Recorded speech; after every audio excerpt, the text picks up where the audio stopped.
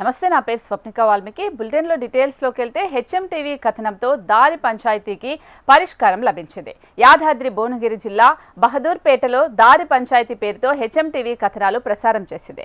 పొలానికి వెళ్లడానికి దారి లేకపోవడంతో గ్రామస్తులు ఆందోళన వ్యక్తం చేశారు. సమస్యను ఎమ్మెల్యే బీర్ల ఐలయ్య దృష్టికి హెచ్ఎంటీవీ తీసుకెళ్లింది.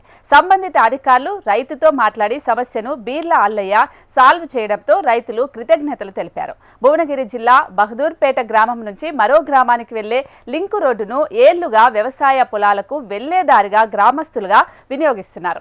అయితే ఇటీవల గ్రామానికి చెందిన బర్మా మల్లయ్య, బర్మా కృష్ణయ్యలు వారి స్థలానికి కంచెవేశారు.